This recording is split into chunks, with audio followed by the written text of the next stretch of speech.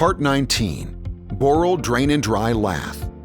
Drain and Dry Lath is the reinvention of the draining and drying wall system that unifies each critical component into a single high-performance product, one that requires less fasteners and fewer penetrations. Thoughtfully designed with wood-framed sheathed walls in mind, Drain and Dry Lath is also beneficial for metal-framed and masonry wall systems. Boral Drain and Dry Lath offers a system approach to adhered stone and stucco substrate preparation by providing a rain screen and lath in a single layer. It is the ultimate in moisture protection and installation speed. Let's take a look at Boral Drain and Dry Lath, starting with the dimple sheet material, which provides a 3/8-inch gap to drain incidental water and can also provide ventilation drying when detailed properly. This material is a vapor barrier and provides defense against solar-driven moisture. Moving on to the lath component, Drain and Dry Lath provides a true alkaline-resistant glass fiber lath to virtually eliminate risk of rust corrosion deterioration. To enable a secure attachment, tighter clusters of fibers are located every 6 inches, known as nail bands. They provide strength at attachment points and a visual guide for fastener spacing. The glass lath is larger than the dimple sheet to provide the extra material needed for proper lapping. Start your installation with the weep screed starter that is designed to receive the Drain and Dry Lath and bug mesh, channeling any water to a nearby weep hole. The attachment flange meets the 3.5-inch requirement of the building code and is pre-punched with nail slots that allow this PVC material to move when needed. This part is colored to blend in with mortar. The bug mesh 10-foot roll comes with adhesive pre-applied to make installation simple. Just remove the release tape and stick the bug mesh at drainage and ventilation locations.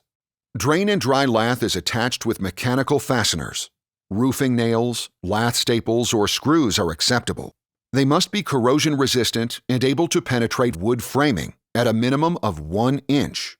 While not required, lath fastener washers can be used. If a washer exceeds 1 inch diameter, it must be a perforated washer to allow mortar embedment. Fasteners will be installed into the nail bands every 6 inches vertically into framing and every 16 inches on center. When an end lap is required, it must occur over a framing location. Cut back the dimple sheet material 2 to 3 inches to butt dimple sheet and overlap lath. Do not overlap or try to nest the dimple sheet.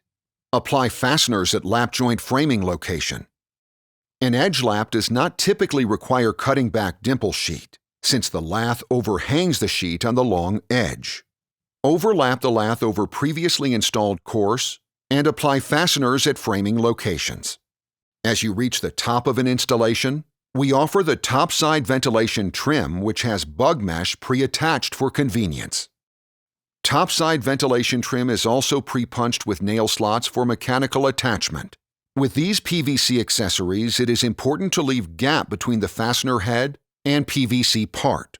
Always place fasteners in the center of the nail slot. This will allow the part to move when expansion and contraction occur. Inside corners are achieved by running the Drain and Dry Lath material at least 16 inches through the corner, never ending at the corner. A scrap 2x4 is helpful to push the material into the corner while a few initial fasteners are installed to hold position. Outside corners will also require the material to be run through the corner to a framing location. We find it helpful to start at an outside corner, providing the extra 16 inches around the corner and bend or wrap the corner. This enables the installer to force the 90-degree bend to occur between dimples, providing a crisper 90. Depending on the height of the wall and local climate, you may need to install a mid-wall transition capable of weeping and ventilation. In general, ventilation details would be required every other floor. Marine climates require ventilation detail at every floor. Please see installation instructions for climate and height triggers for this detail. This can be achieved by terminating the lower portion, adding the bug mesh, followed by a flashing, and then another bug mesh above this flashing. Then continue the Drain and Dry Lath upper section.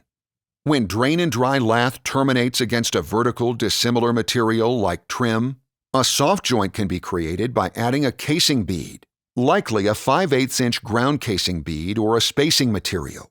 Later, this gap is filled with backer rod and then sealant. Or it can be filled with flex and dry tape, which is addressed in another video. When applying mortar as a scratch coat to drain and dry lath, apply and follow the rules as typical lath scratch coat installation. Ensure that the fiberglass lath is fully encapsulated, while ensuring the scratch coat depth is appropriate and uniform. When the mortar is nearly cured, texture the surface with a scarifying stucco comb or notched trowel in a horizontal direction. Allow the scratch coat to cure before beginning your stone or stucco finish. Thank you for watching. Please view the other videos in this series for helpful manufactured stone veneer installation techniques and tips.